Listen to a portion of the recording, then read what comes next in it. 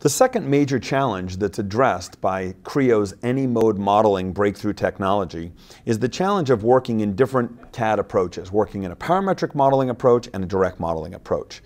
As an example, let's take this parametric model. This is a parametric assembly, and I'm going to take that individual gray component there, and I'm going to open that up, not in a parametric modeling environment, but in a direct modeling environment.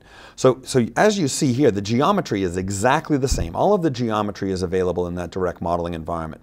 But in the direct modeling environment, you'll see here up at the ribbon, I have just the capabilities that I need to make direct modeling changes and create geometry. So the first thing that I'll do is I'll select this collection of geometry, this boss, if you will, and I'll choose to translate it down the model. And as I do that, look at the fidelity of the geometry. Look at the agility of the model as this change is being made. That's the power of Creo's geometry kernel in action. So I'll go ahead and make this change. I'll slide it down to about there. I'll actually go ahead and drop it right there. Now that's one type of change I might want to make, a linear change down the model. Let's take a look at the end of this part where I have this nozzle. And what I'd like to do, this nozzle is actually comprised of about 13 different features in the parametric model. But in this environment, in the direct modeling app, it's just geometry. So I'm going to go ahead and select that collection of geometry, and I'm going to choose to place it not on the end of the part, but over here on the side. So I'll place it over here on the side, I'll orient it so that it's rotated in just the right way, and I'll go ahead and accept that change and place that nozzle here on the side. So those are two examples of some pretty radical changes that I've made in this direct modeling environment. Now, this modeling environment also has modeling capabilities. That is, I can create new geometry. So I'm going to go ahead and grab an existing section and place that here on the model, and I'm going to extrude that section.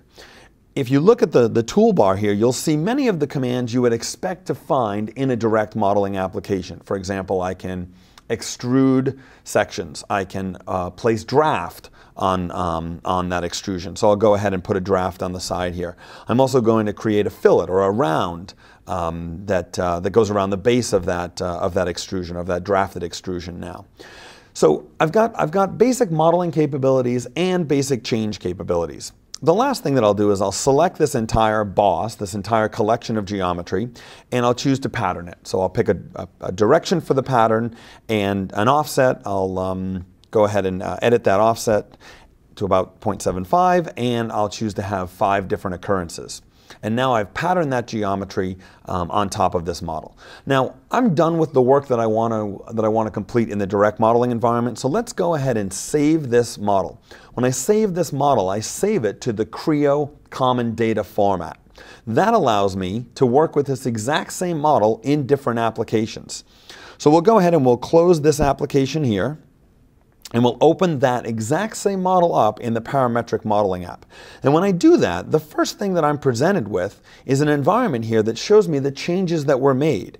So even though that model was edited in a completely separate application, all of those changes are tracked and presented for me. You can see here the original location of the clip and the resulting location. You can also see the change to the nozzle that was made on the end of the part. And for each one of these proposed changes, I can review them, I can interrogate them, I can understand what user made each change, and I can either accept or reject them. So I've accepted all of the changes except the clip. You see that the clip is back in its original location here, but all of the other changes show up in the model. Now that I'm working with this model in the parametric environment, you'll see that all of the original features are also all preserved. So even though I went to a direct modeling environment, I didn't lose any of that parametric intelligence. In fact, the changes that I made in that direct modeling environment are reflected as parametric changes. You see here that I can modify that pattern and regenerate the pattern. Even though I created it in the direct modeling environment, I can change the offset and change the number of occurrences.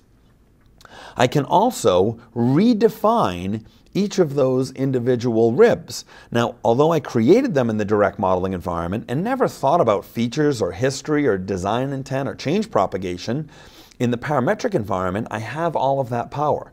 So I can do things like go and redefine the section, recreate that boss with an entirely new profile, and then simply update the design. What does that mean? That means that my drafts, my rounds, my pattern, all of those are updated. So those direct modeling new geometries that I created are reflected here as features.